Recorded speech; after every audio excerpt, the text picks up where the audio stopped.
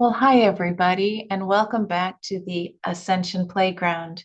This is your friend Ursie, and I'm still feeling into the triadic gathering when Linda Kubata Bird and Elizabeth Hartstar and I recently spoke about their upcoming Sedona Red Door retreat. It's pretty auspicious this time when July 7th, 2025 comes around that the outer planet Uranus will move into Gemini. So, for those of you new to astrology, when a planet, especially an outer planet, which affects the whole collective, moves into a new sign, it's rather auspicious.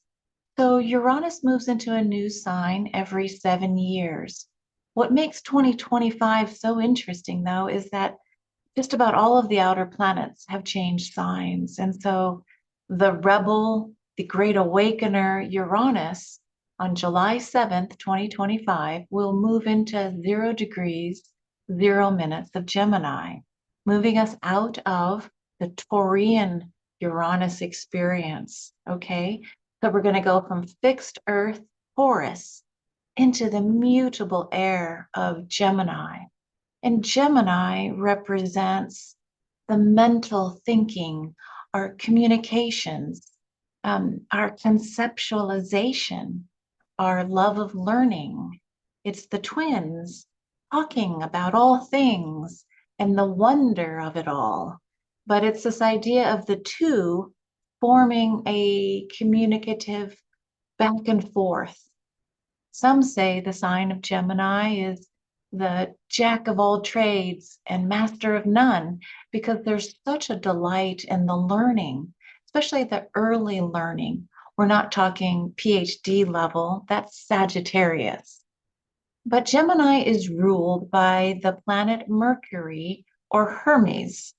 And so Mercury brings this energy of being able to go into all the realms to chit chat and chatter.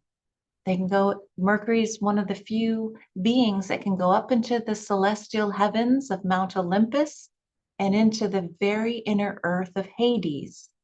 There aren't, again, too many beings who have access to all of the realms of experience.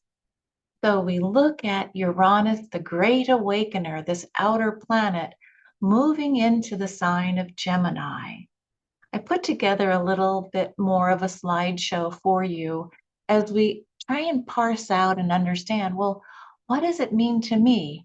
I can see the chaos and the change, the turbulence happening in the outer world, but what does it mean to me and how do I navigate going forward?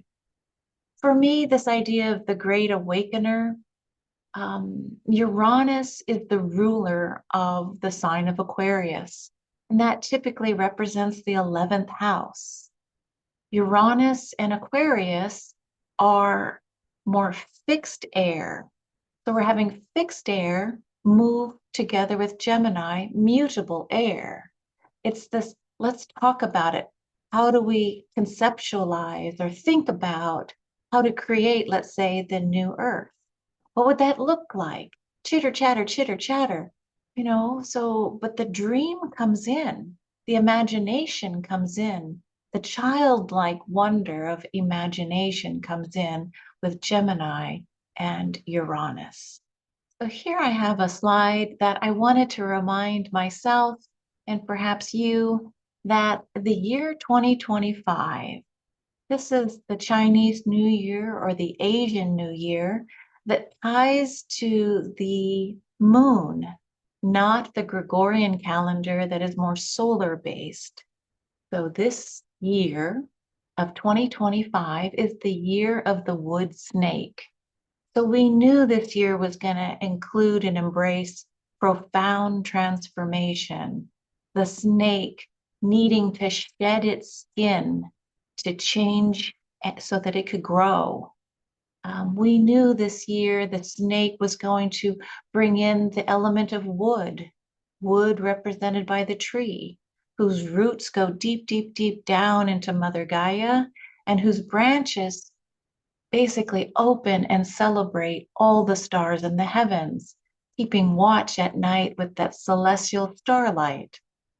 So it's profound when you remember this is embracing the year of the snake, big changes.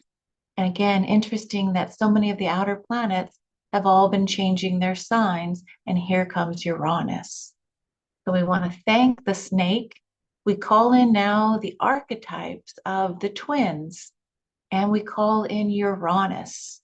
So, what is the Great Awakener working with the chattering twins, which, again, early childhood learning, grade school, and I would even say middle school? Let's work together and talk about it. Do you remember how open you were perhaps as a child when you'd go to school? A lot more open than as we get older and we learn how to build walls around ourselves and find out if someone or something is safe or not safe. So by the time you get to my age, sometimes it's like your world of friends. Sometimes it goes from very broad to very specific. But in grade school, it was just this expansion, and imagination oftentimes was very much supported in the school that I was going to. Creativity, imagination, Gemini. All right, so here is an astro.com chart that I pulled when we were speaking with Linda and Elizabeth Hartstar. Elizabeth brought in the beautiful energy of Sedna, this dwarf planet that brings her light and grace and mythos into this moment when Uranus is changing signs. If you look at my cursor, you can see here's the glyph for Uranus.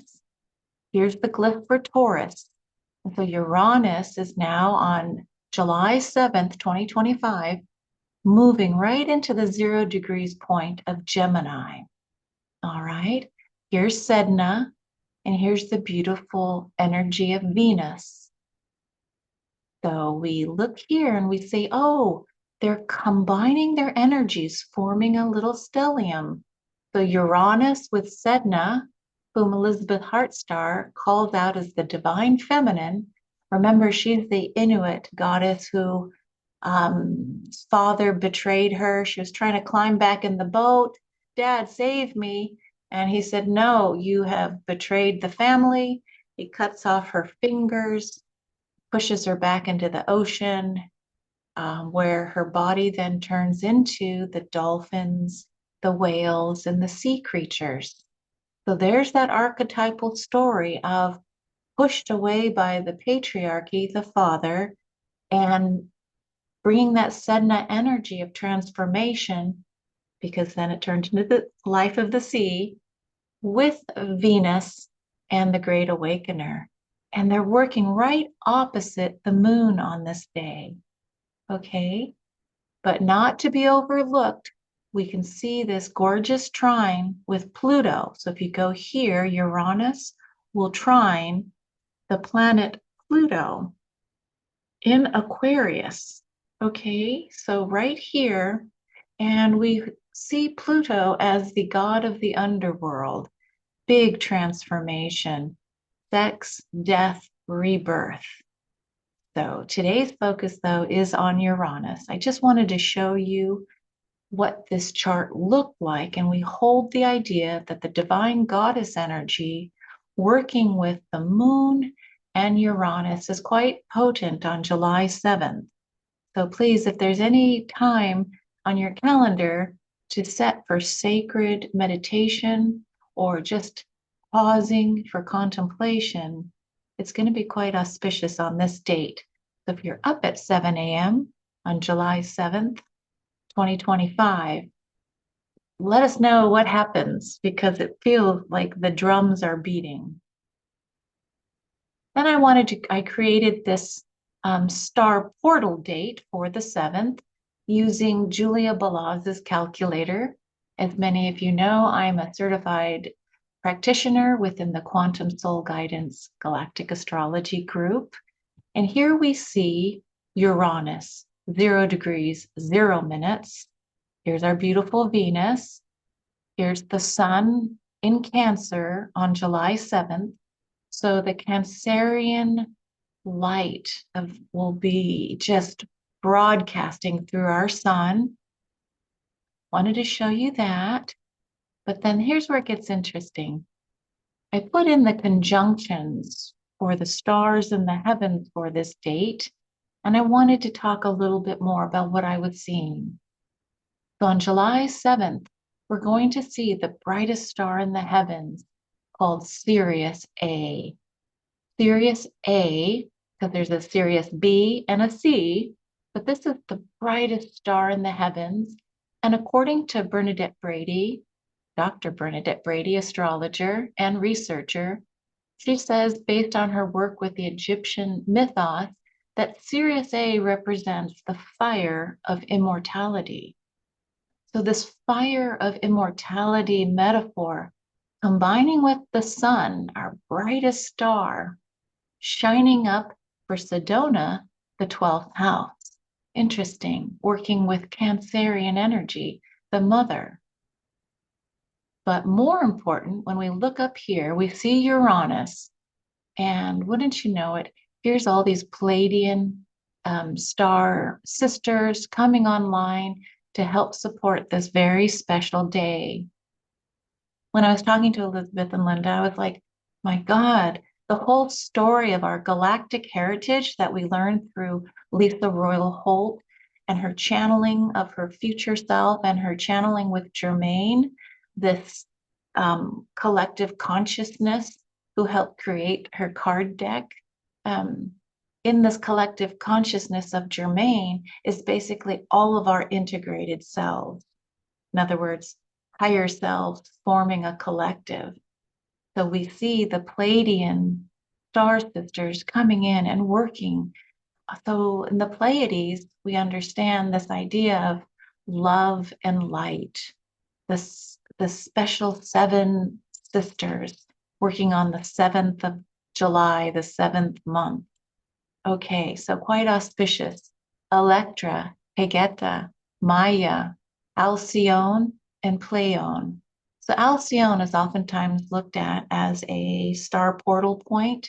Oftentimes, if you think about like Grand Central Station, this is sometimes an intergalactic meeting place to come and then find your next spot.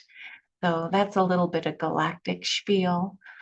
But this idea of embracing our Pleiadian star mothers who help seed humanity, working with our Sirian star fathers. Okay, so it's just very interesting to me. Sirius A and the Pleiades are very strong on this date. But it starts getting even more interesting when you see that the Andromeda galaxy up here, the Andromeda galaxy will be right at the midheaven. Now, for those of you who've been studying the stars, you know that we live in the Milky Way galaxy, all right? But the Milky Way galaxy was birthed by the Andromeda galaxy. So this is our mother galaxy, Andromeda. It's not the constellation, it's the galaxy that goes light years beyond the local constellation of Andromeda. So the Andromeda galaxy, if you think about it, this is the milk that she gave for us to be in our Milky Way galaxy. And Andromeda and the Milky Way will eventually reunite, or the scientists say will collide at some future point. So it's the return to the mother. It's sitting at the midheaven, right? So it's broadcasting, and for me, it's sending out that beautiful violet light. The Andromedan energy is one of the highest frequencies that we are aware of from Earth. It's that high level, very high vibratory violet, red violet, blue violet. You can think of the sacred light of Saint Germain transmuting any discordant energies.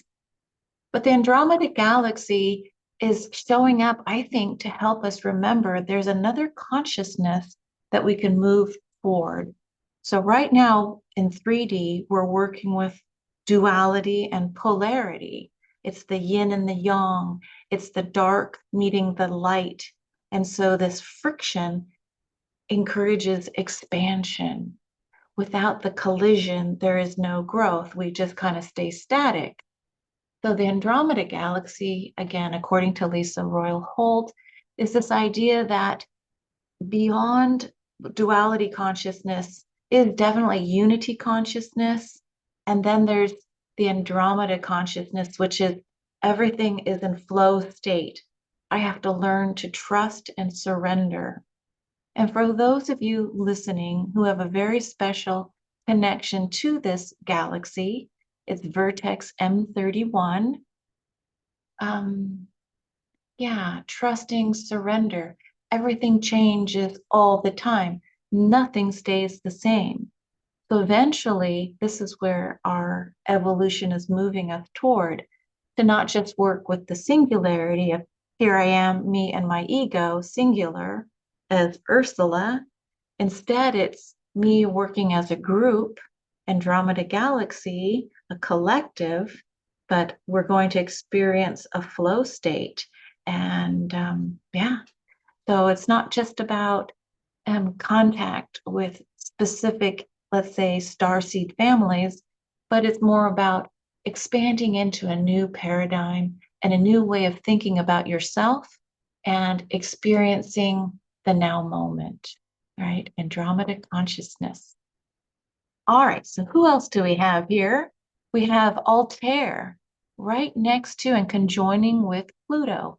Remember I said there's this trine, Uranus moving into the 0 degrees point of Gemini is trining Pluto in Aquarius at 2 degrees of Aquarius with Altair. This sits in the constellation of the Eagle, Aquila. And so Altair is saying leadership, take the higher view. Pam Gregory, stay on your eagle's perch.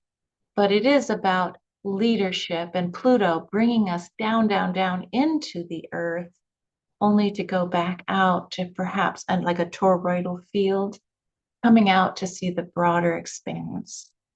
Feel like it's calling in those who are the pioneers, the ones that go ahead, the imaginal cells that show up first. So if you have this call to leadership through Aquarius and Pluto, going deep down into the earth and then bringing us into the new age, the new dream. Let's see. Oh, we also have Antares, which is working. This is a royal star, Antares, sitting in the constellation of Scorpius.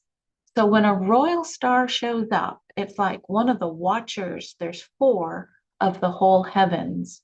And across from Antares, working with our beautiful moon, so it's 10 degrees, 7 minutes of Antares sitting in Sag, and then the moon is at 7 degrees, 59 minutes. So just about 8 degrees of Sag for the moon on July 7th. What does this say? Well, Antares works with the archangel Uriel. So Uriel is looking at the future. Uriel holds a strategy for and a blueprint for the possibilities of what could be next. Okay, and Bernadette Brady says, Antares also reminds us to beware the nemesis of getting too obsessed with looking ahead, what's going to happen, anxiety, obsession about the future that we don't or we forget to stay present in the moment. So all creation, all memory, all beingness is in the now moment. Thank you, Eckhart Tolle, for your great work and books on remembering the now. It's all now. So Antares working with our moon, and right across and opposite from Antares is always the beautiful star Aldebaran sitting in Taurus constellation, working with the right eye of the bull of Taurus. This is Archangel Michael coming in, working opposite the moon, holding arms with Antares. So you've got Aldebaran and Antares, holding and watching to support this beautiful moment of July 7th, 2025. All right, so I have another side. There's other stars, but I know at some point we just have to move on. So this is what's called a Galactic Astrology Soul Connections Report. If you decide to get a reading, there's over 70 trained practitioners in the Quantum Soul Guidance Program. And again, in the description, I'll put a contact list. If you're interested in taking some of Julia Balaz's online classes, please feel free to use my affiliate link. Or if you just want to see what your free report might look like who are the star families engaging with me from the moment of my birth? Well, this is a star chart for July 7th. So it's an event, a moment of the birth of a moment. And so here we see the sun in Cancer in the 12th house, conjunct Sirius A that I spoke of. But here we see the orb, a 1 degree, 17 minutes.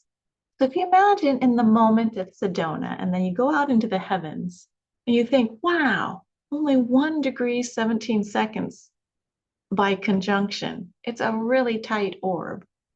But even tighter than that is this beautiful star in Lyra, which is an opposition to the Cancerian sun by 0 degrees, 1 minute. Look at that. So Vega and Lyra telling us the story of our heritage, the beginning of when consciousness first had a physical manifestation of some sort, energy and a type of physical matter. Not necessarily the full matter that we see in our Homo sapiens, in our human form today, but we say, according to what Lisa channeled through, that it all began in Lyra. Interesting, the shape of a harp to remind us that it really is all about vibration and music and staying in tune. All right, and the Vega energy is basically saying, this beautiful star is saying, you know what? All answers are within myself. Be still, and know that you are God, and you find the answers within yourself. So that's the sun. The North Node on that moment of that day, July 7th, will be in Pisces in the 8th house. Interesting, right? The house of transformation for the North Node. But here's this beautiful star, Capulus, sextiling the North Node. And when I saw that and seeing 1, 2, 3, the 1 degree, 23 minutes, Capulus represents the hand of Perseus that holds the sword, the mighty sword that will cut the head of the Gorgon Medusa, will cut the cords, will slay the dragons or slay the thing that is not wanted. So Bernadette will say that Capulus gives us, it's that male assertive energy. And we can hold that. There is time where we need to assert, with our energy. Is it time for you on this date to actually say something, do something, be something, make that phone call? So we'll have that energy as a collective with the North Node sextiling Capulus. But on this day, there's so many, the Galactic Center, the Super Galactic Center, there's so many soul connections on this day. It's almost like all the super cosmic points, these massive black holes or these anomalies are just, it's a potent time. So I'm not sure what's going to happen, but whatever is going to happen, so be it. And we can just say, okay, who's at the party? And so here's Uranus. Who's playing with Uranus?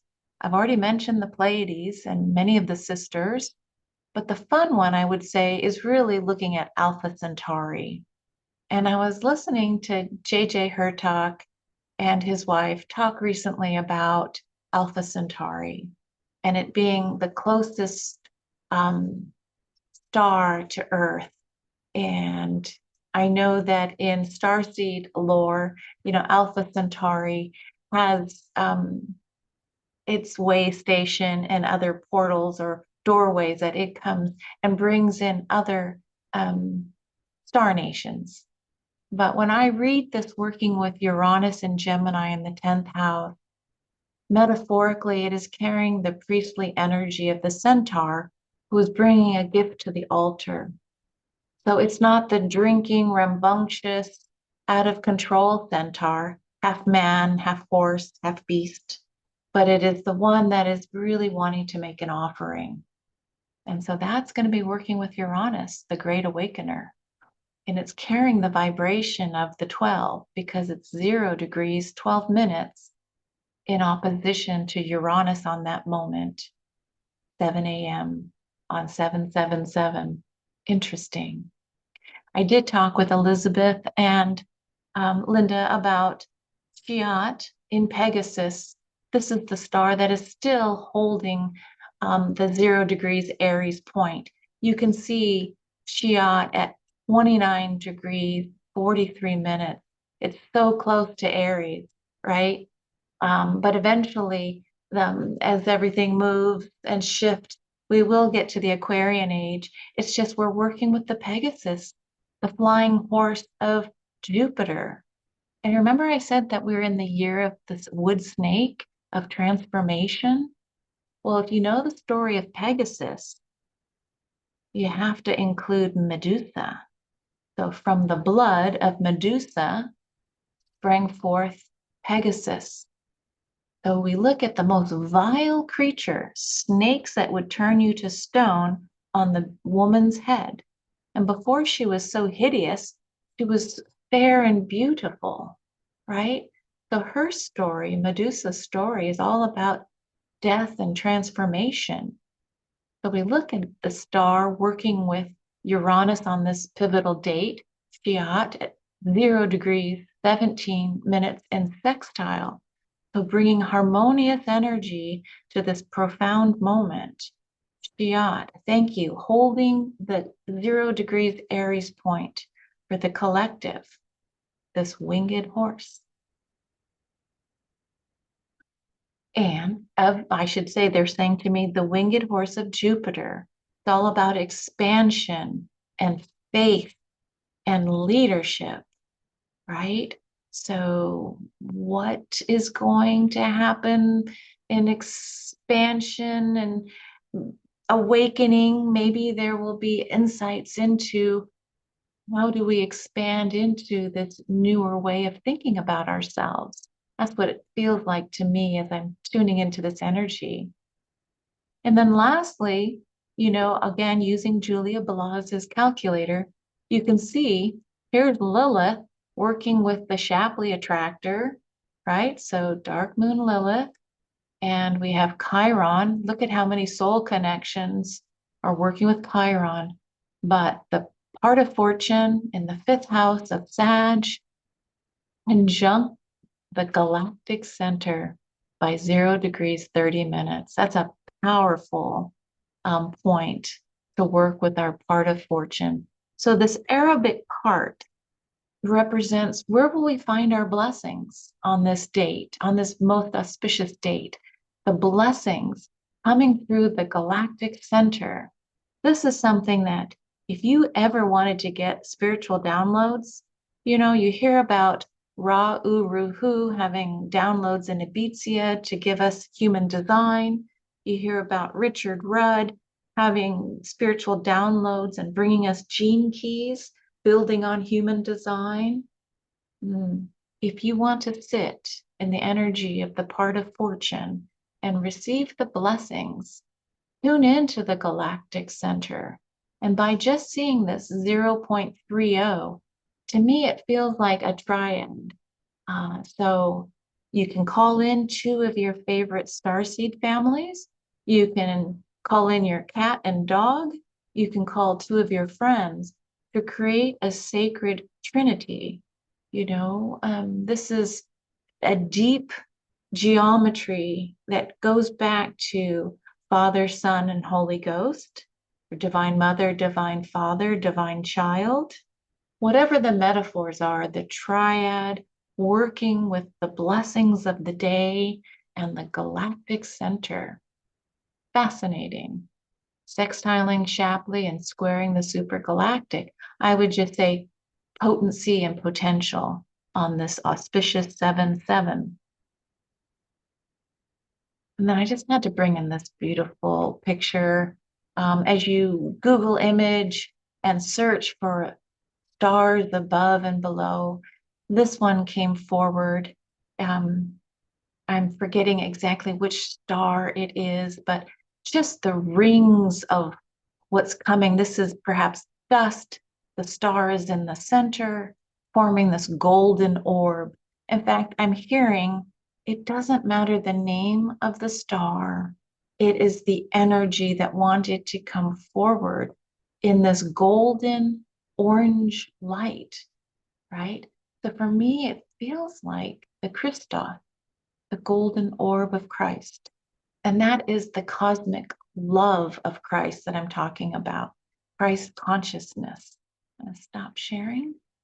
Well, that's my ramble for today. Again, I just got so excited, and perhaps the Trinity or the triad that was created by Linda, Ursula, and Elizabeth just wanted to have this extra ripple.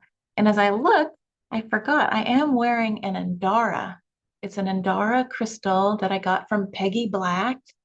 She's one of the Andara keepers that can give you or sell you an Andara pendant. And I have a Gayatri mantra that I'm wearing as well. So this idea of triune, the Great Awakening, it's here. I know some people are saying it's this portal between 2025 and 2027. It's so here now when we sit and tell ourselves to tune in and tune out, and let's see what's going to happen. I really appreciate any and all of your comments. If something should come forward, if you get a download, whether it's poetry, music, inspiration to go create something with others, or something that will help benefit others in this new age that we're moving toward as new humans, and working and supporting Mother Earth as she makes her complete shift between 3D, 5D, and beyond. Okay, hope this helped lighten somebody up out there, and see you next time on the Ascension Playground. Bye for now.